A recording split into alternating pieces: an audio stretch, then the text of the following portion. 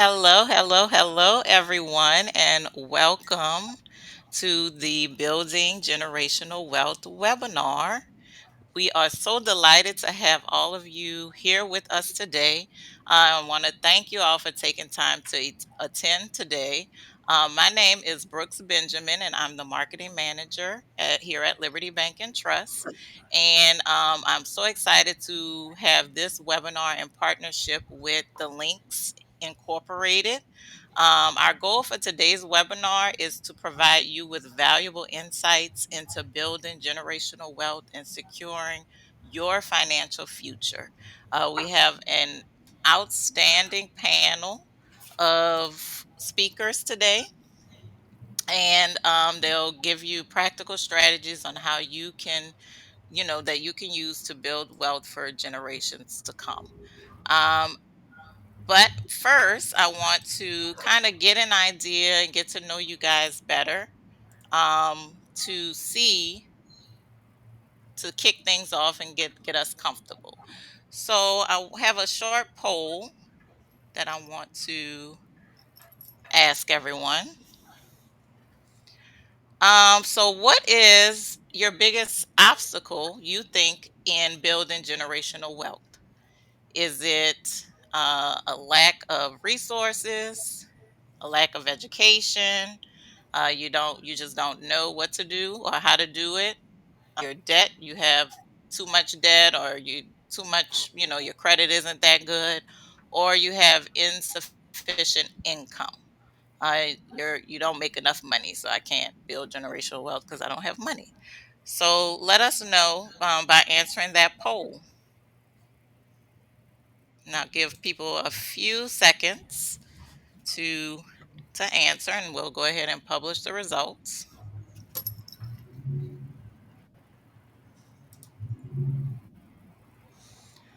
All right. All right. And the results, lack of education. People you just feel like you don't know what to do. And that is very true. A lot of people, especially in our communities, lack the knowledge and skills to really effectively manage their finances and build wealth. You may not understand the importance of budgeting, saving, investing, and other things to that are really critical to building wealth in our communities. And so that is why we are here today, to give you some information and give you some resources that you can use to build wealth in your family and in our communities.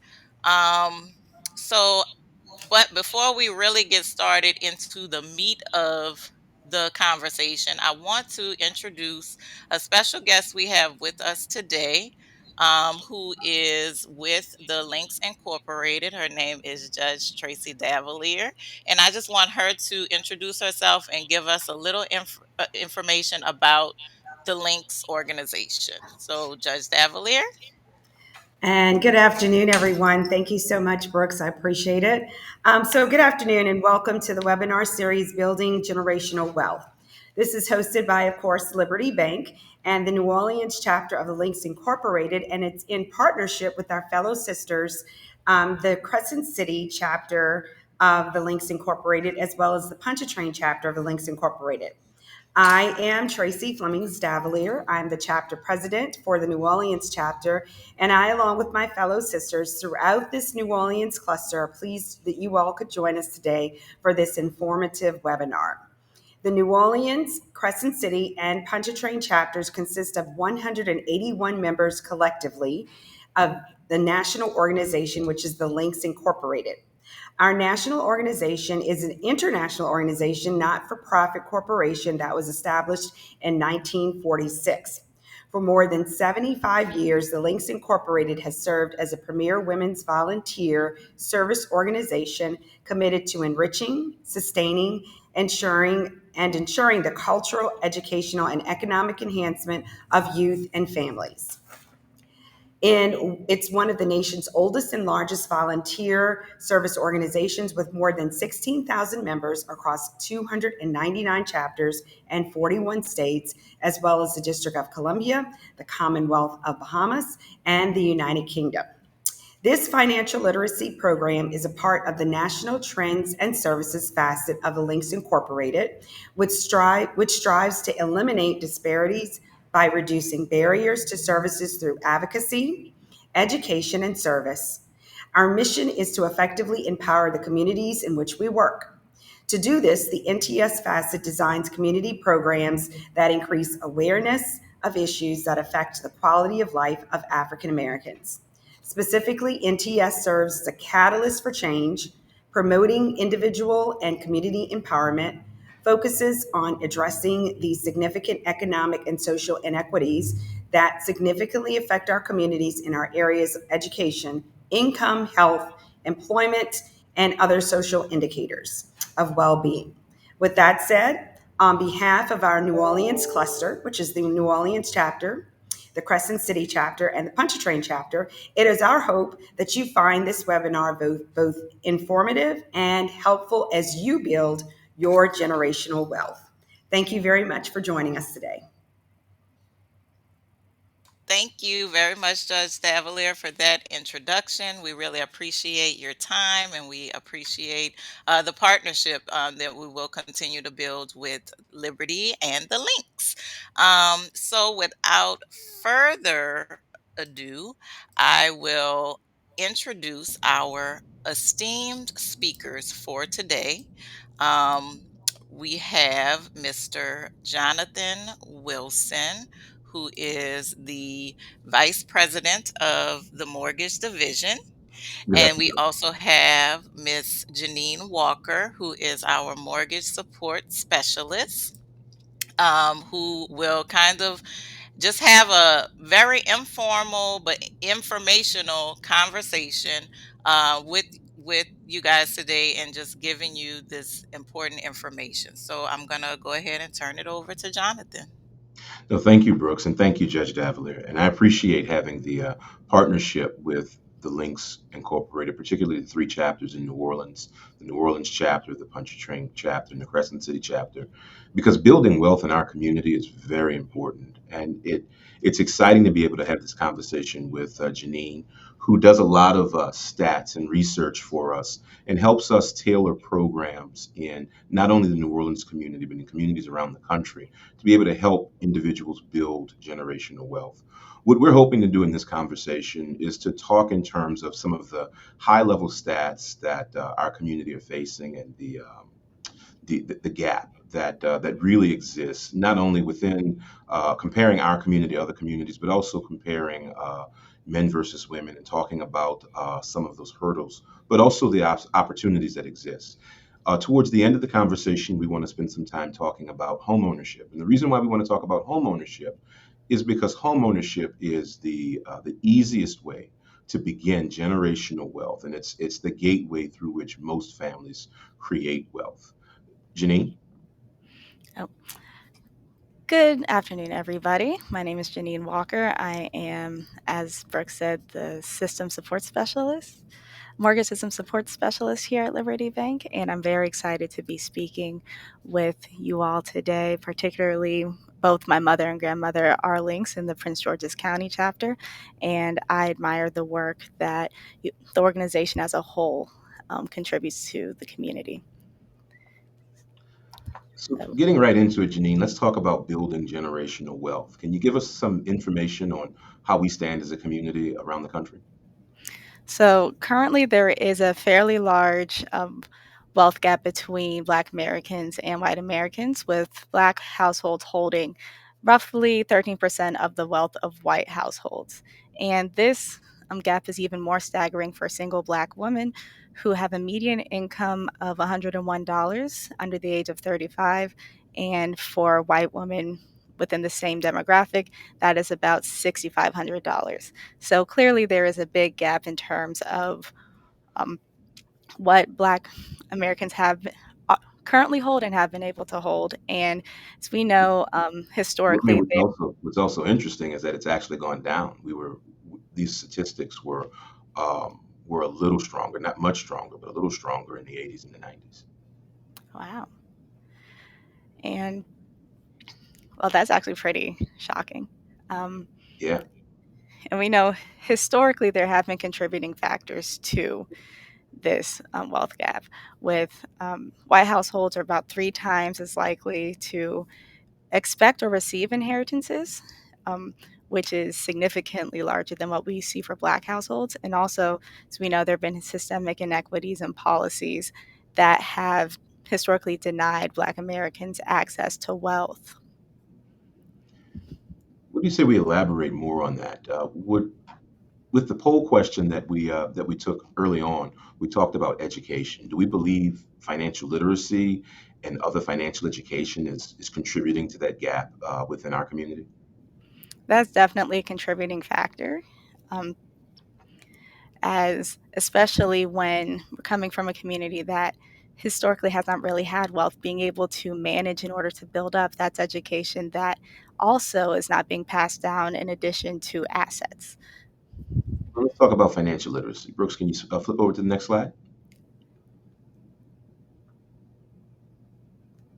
Okay, Janine, tell us some of the big tools with financial literacy.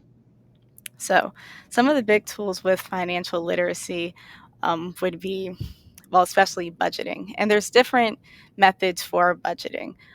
One method that's commonly used is a zero based method, where basically you're looking at your expenditures based on, let's say, a paycheck or monthly income, and you're allocating them in a way where, um, where basically you are operating as if you're not going to have any money afterwards. And even though you're coming to a number of zero when you subtract what you're spending from your monthly income, this accounts for savings accounts and emergency funds. And this is an important tool that can be used to help increase the impact of your income, even if you're not making a lot of money. What's And another method? another method would be the envelope method, which is, I would say, what most people affiliate with budgeting. It's not new. Basically, it involves allocating money either physically into envelopes, which is the traditional way of doing so, and nowadays with different apps and online tools, or even an Excel spreadsheet, the same can be accomplished. And even some people establishing savings accounts as well, earmarked for these different purposes. So what it sounds like is the headline here is we need to be purposeful about teaching budgeting to our kids, not only for personal finances, but also for opportunities with entrepreneurship or business development. Oh, most definitely. I was Excellent, excellent.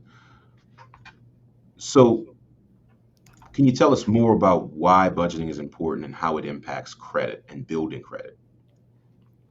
well, budgeting is important as it relates to credit because being able to, one, demonstrate some financial responsibility on your end and can impact your access to lines of credit.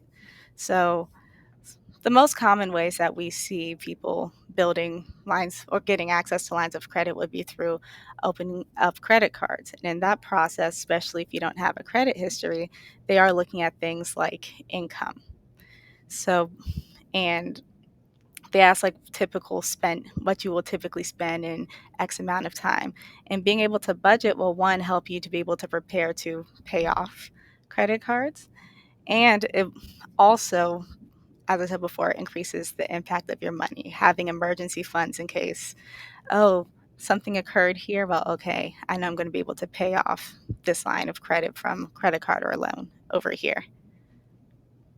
No, that's a great thought, and I think the bigger headline with what we're talking about is you mentioned it earlier about having access to lines of credit or access to funds, having access to capital to be able to do the things that need to be done, buying a truck for a trucking business, or being able to refinance your home to send your kids to school. I think that's a great connection and a great point to make as it relates to this, and in building credit and in building your credit scores.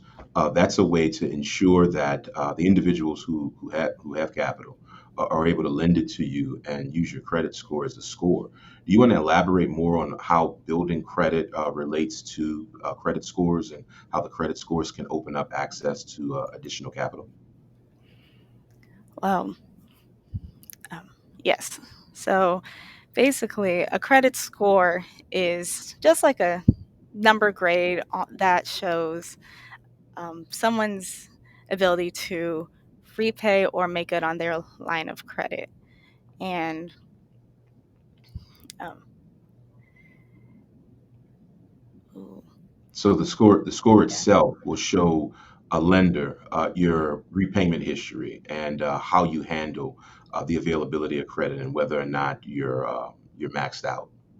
yes. And when applying for other lines of credit, creditors um, they will look at, like you said, how you've repaid. And so being able to one get access to a line of credit, but also being able to maintain that line of credit will impact your ability to open up more lines of credit in the future. Let's talk more about maintaining credit. You talked about being able to open up additional credit lines in the future. But how do you manage your credit to ensure that you can continue to take advantage of the additional capital that's available in the market? Um, I mean, well, we know about making on-time payments, but how do you actually utilize your credit to make the most of it? well, Will we um, be keeping the lines of credit? We would, of course, need to keep the lines of credit open on the account and keep them in good standing. So making on-time payments, not going 30 or 60 days past due. It also reduces the likelihood of us having additional fees to come out of our account, which right. essentially allows us to keep more of our wealth. And it also shows that we're decreased risk, credit risk, because we will pay back on time. Yep. And also opening up new lines of credit can also one, help you build and maintain credit. It helps you create an established credit history, and it reduces your credit use ratio. Basically, if you have more credit available to you than you're actually utilizing, that looks good because it's showing that it's demonstrating additionally some more financial responsibility, and it provides an opportunity to show if you haven't in the past been great with using your credit. It also gives you an opportunity to build up and show that you have uh, learned and have become more financially responsible. Though that does not mean go start taking out loans and opening up credit cards willy nilly. If you really need to exercise discretion when it comes to opening new lines of credit, especially if, let's say, you didn't have the best credit history before, because then you could be subjected to higher fees or interest rates, which will, if you do not know how to budget and you know your money correctly, can be more detrimental than beneficial. A question that we get all the time is it important to keep a line of credit open? It definitely is.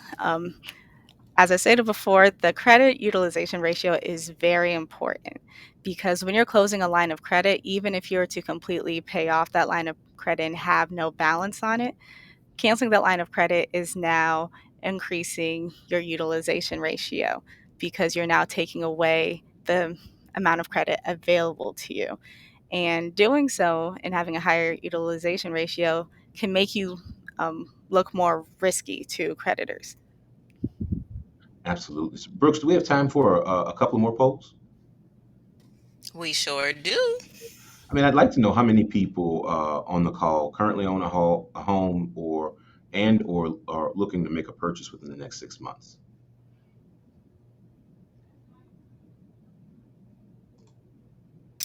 So you can answer the poll. It should show up on your screen, and you just click yes or no if you currently own a home.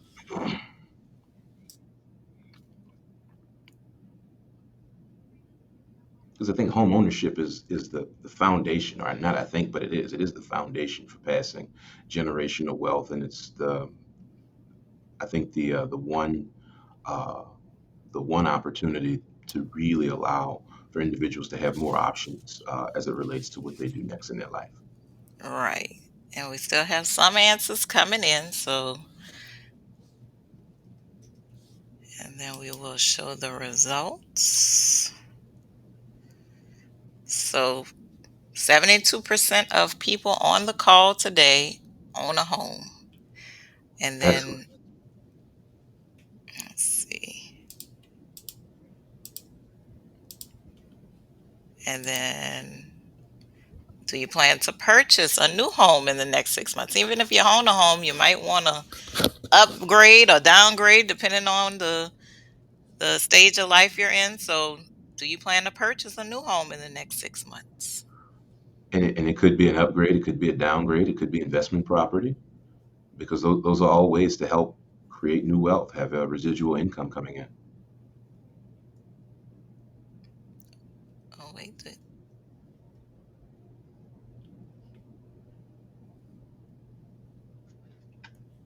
Hold on. I don't know if people can see this poll. I'm sorry. Okay, now it should be on your screen.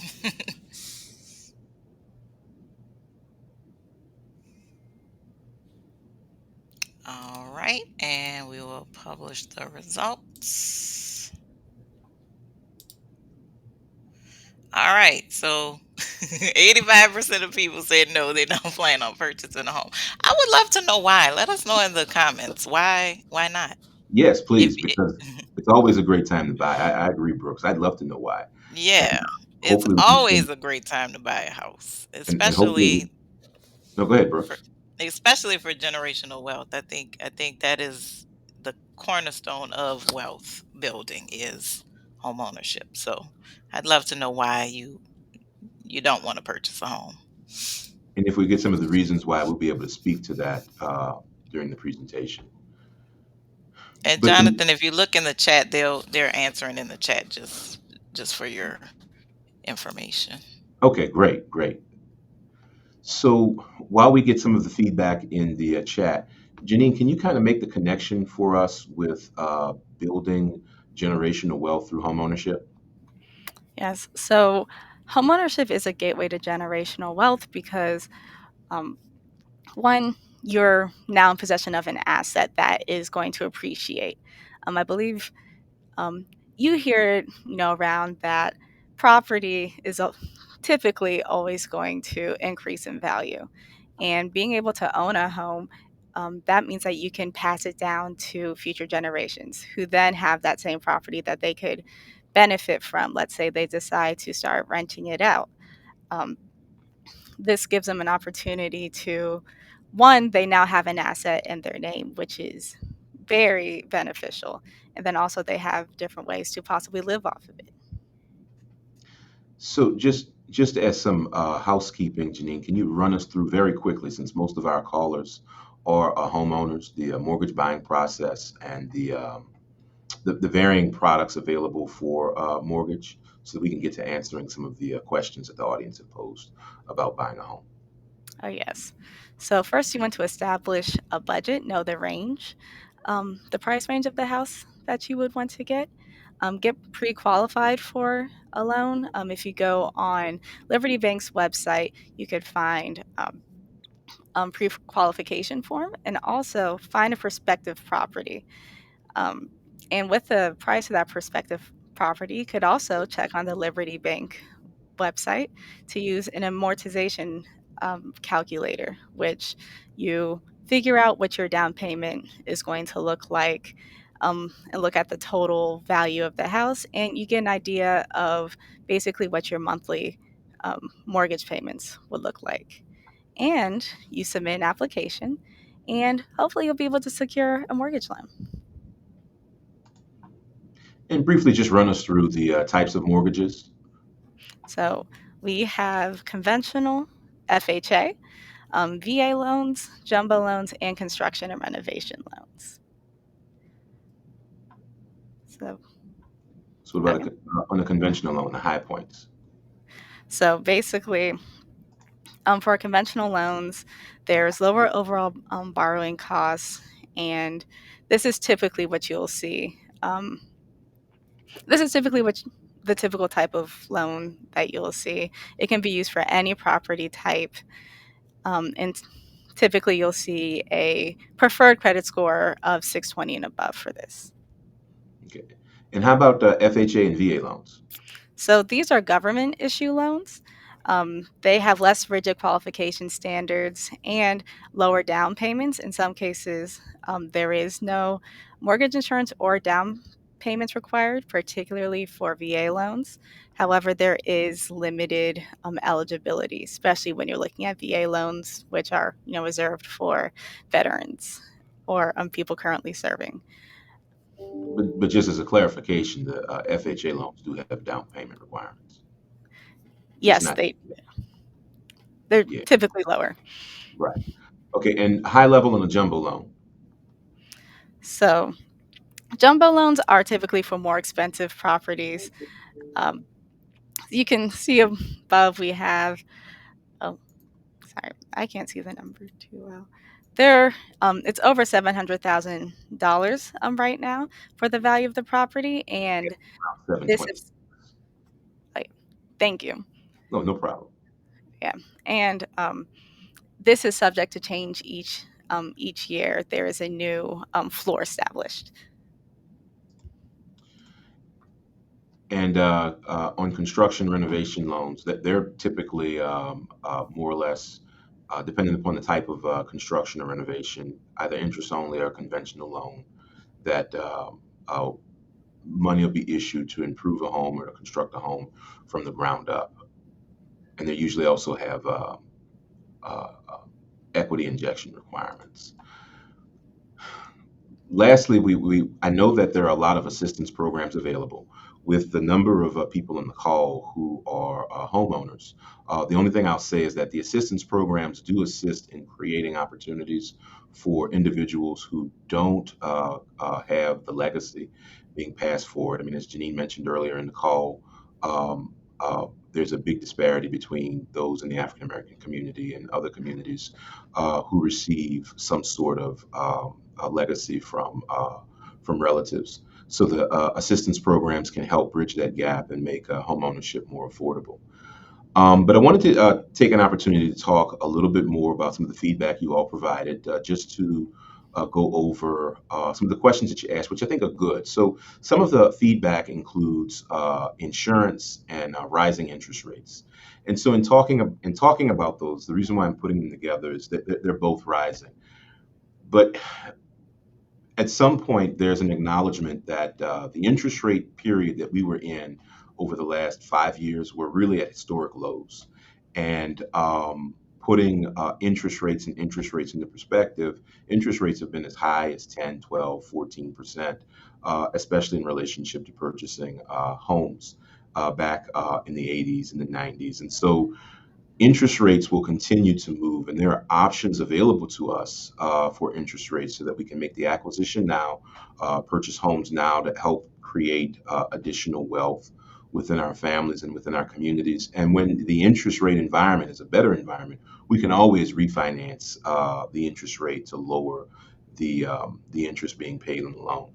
As it relates to insurance, I mean, insurance is something that that we do have to deal with, not just in this market, but in markets around the country.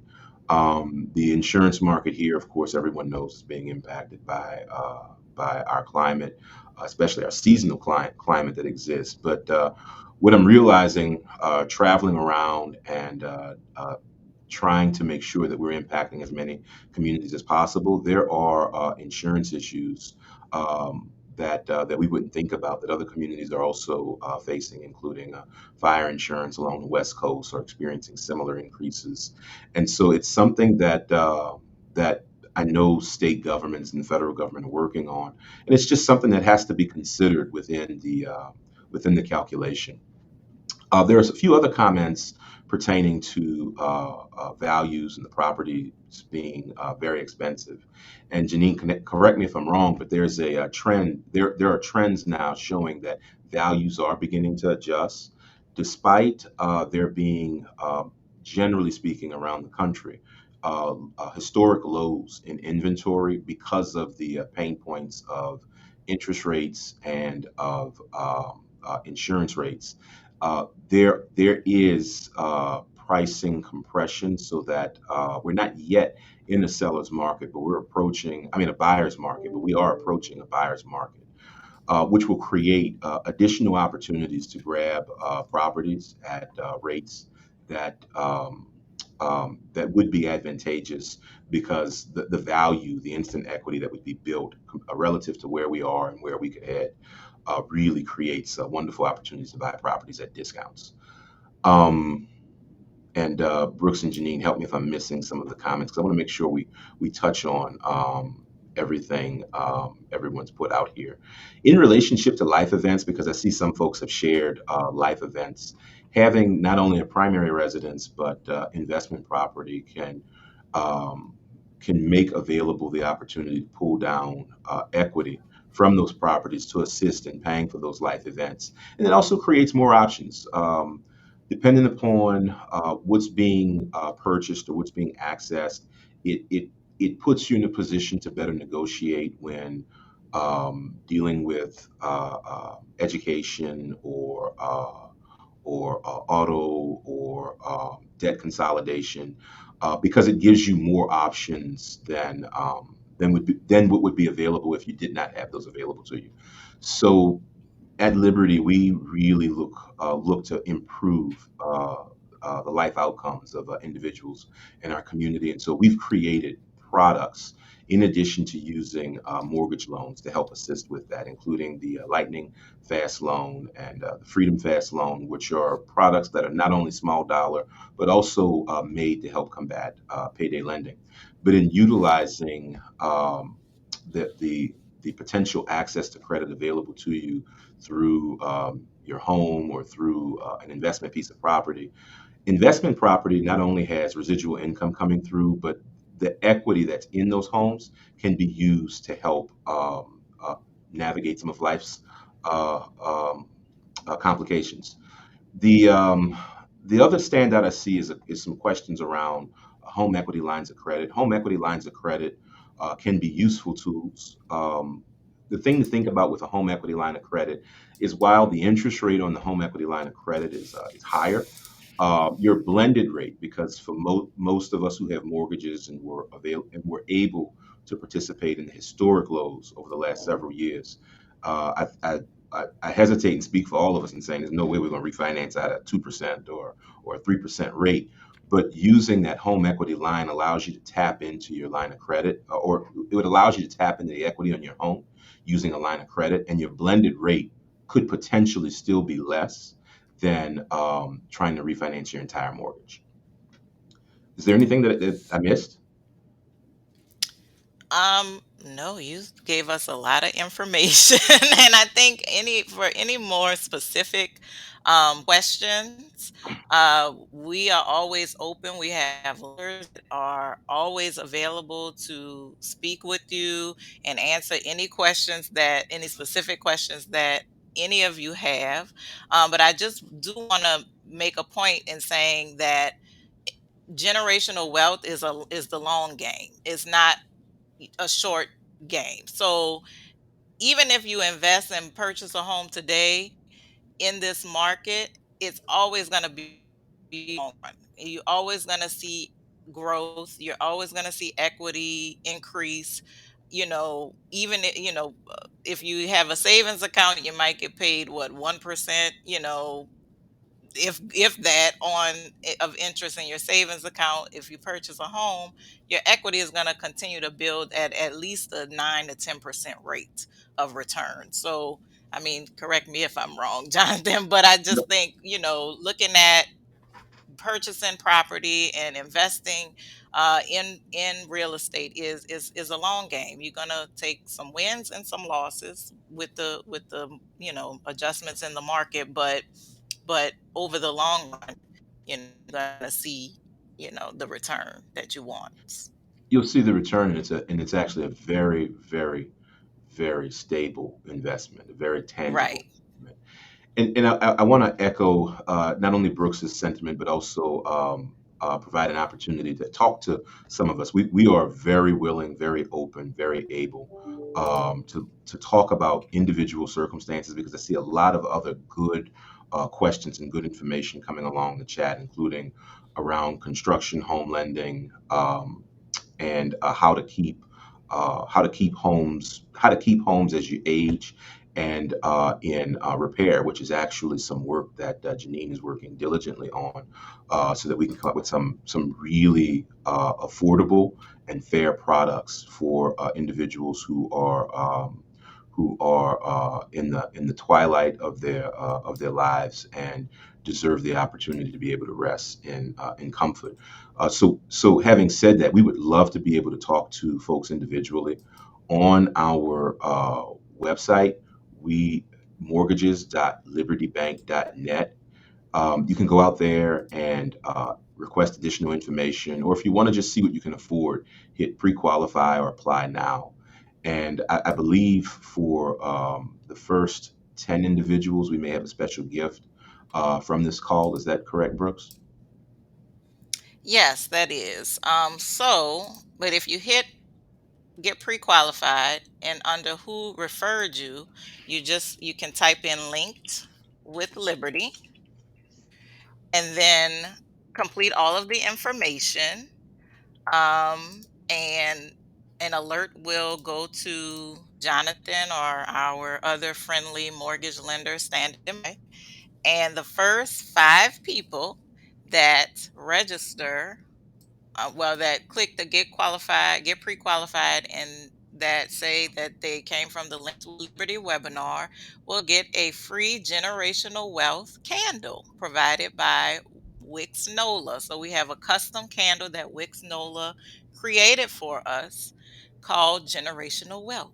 So go ahead and go to mortgages.libertybank.net, click get pre-qualified, and then you will receive this lovely free gift as a token of our appreciation to not only being on here, but of taking that next step to building generation. And you'll get to put it in your brand new beautiful house. And just to Brooks, there's a question about putting the link in the chat. Can you go ahead and add that? And in addition to that, I'd like to offer, if anyone has any additional questions or wants some assistance, not only accessing online or talking to a professional, please don't hesitate to reach out to us. My email address is jawilson@libertybank.net. You can also reach out to Miss Walker at jwalker@libertybank.net, and we'd be happy to help you. Um, Also, my phone number is 504-240-5282.